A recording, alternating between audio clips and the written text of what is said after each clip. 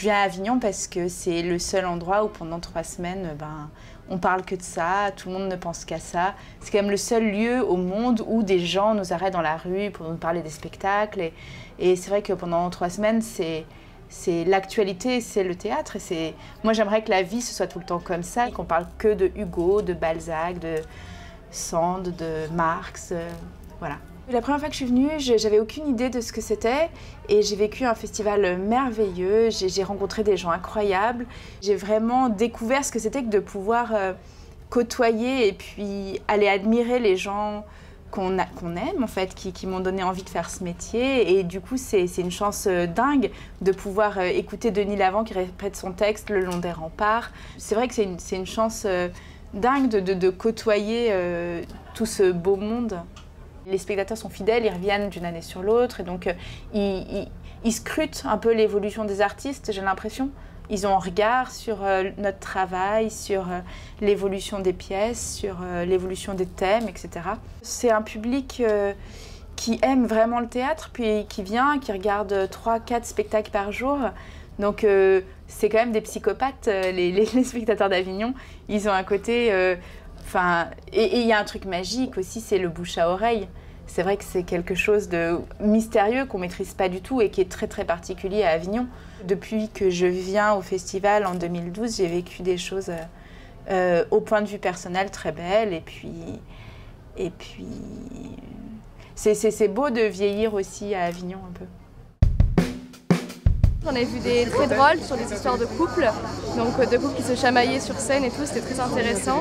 Et après j'en ai vu un autre sur l'adolescence et les personnages se déchaînaient sur scène, ils pétaient un câble sur scène et c'était incroyable. C'était le soir où je suis allée me coucher, j'y pensais encore et tout et c'était génial.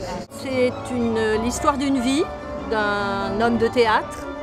Et c'était assez bien fait parce qu'on était à la fois, vous savez la vie, hein, il y a des moments drôles, des moments moins drôles, des moments d'émotion.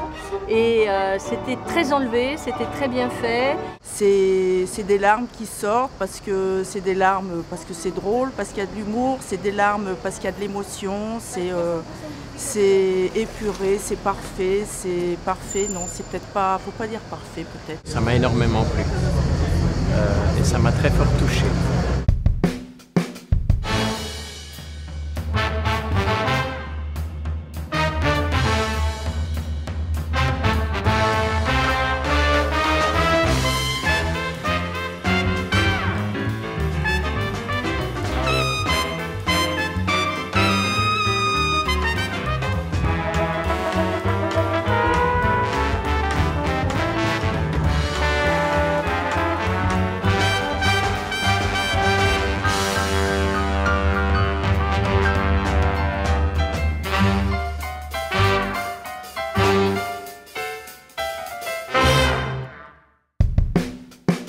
Il y avait quoi? Il y avait personne. Hein.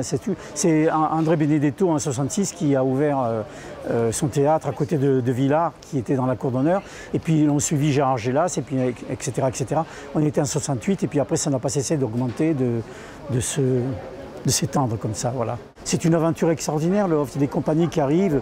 À l'époque, les compagnies arrivaient avec 3 bouts de ficelle et ils se mettaient quelque part dans un coin de rue. J'ai même vu des spectacles dans des pharmacies et dans des épiceries, dans des coins improbables. Moi, il y a toujours des choses qui m'étonnent parce qu'il suffit d'aller dans les rues et on découvre toujours des trucs extraordinaires. C'est toujours le public qui amène les meilleurs souvenirs et puis les acteurs, les comédiens, les comédiennes, les trucs qui sortent de je ne sais pas d'où, comme ça. Et tout d'un coup, c'est un instant, un moment, c'est pour l'éternité, mais c'est un moment particulier, quoi, qu'on capte comme ça et qui reste en mémoire pendant des années. C'est ça, le festival.